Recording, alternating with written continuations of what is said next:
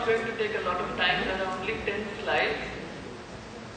I have tried to put some ideas. If we are talking of sustainability, if we are talking of agriculture as important, then what are the concomitant changes we also have to look at? It is not possible to pursue our existing meaning of development and of our living systems. The same point that Dr. Sudarshan Iyengar said yesterday, we have to re-examine. So I have just put some thoughts. I have also named it agriculture and holistic development, some implications for sustainability. The current meaning of economic development, to move the economy from agriculture to industry to services. That is called as progress. And all countries of the world are being systematically encouraged to move along this path. To reduce the number of people dependent on agriculture and increase the number of people dependent on industry and services. That is a second aspect of the current meaning of development, of economic development. And concomitant changes in the institutional architecture of the economy and society.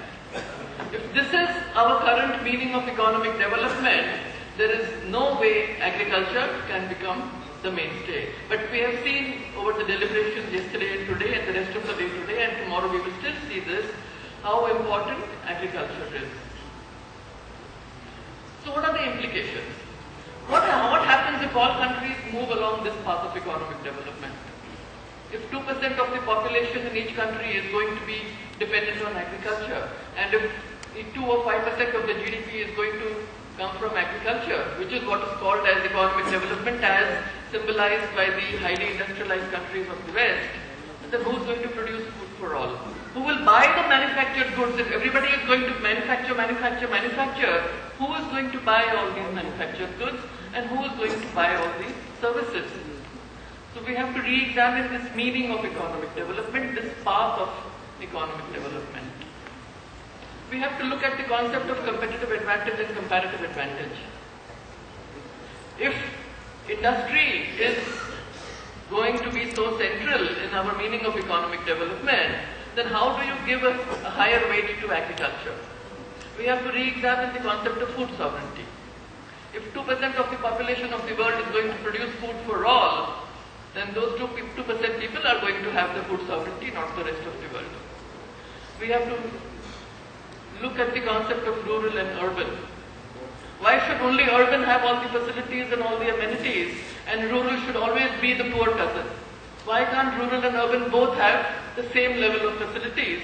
Only then will you encourage people to stay in the rural context. And everybody will have to have a balance of rural and urban mix. Okay, what is the meaning of work? We have to look at this. Work-life balance. Everybody is so upset today. Wherever in the world, whichever countries of the world, there is small pockets which are exactly like the Western countries. The poorest country in the world also has a tiny pocket which is exactly like the Western countries.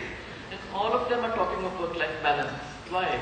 The way we have organized work in the industrial revolution, as a consequence of the industrial revolution, work-life balance is going to be a casualty. Identity and meaning in life. Structuring of work, if you are going to separate labor and capital, you are going to have these kind of issues of more and more emphasis on production, more and more emphasis on efficiency, more and more emphasis on GDP. Subsistence and commercial basis of life transactions. If everything has to be paid for in money, then you necessarily have to shift your whole economy into a commercial basis. Commercial basis means more global warming. If you have to reduce global warming, you also have to have a balance between subsistence and commercial basis of life transactions. Focus on the majority. Today the focus for the majority in the current meaning of economic development is shift them to industry and services.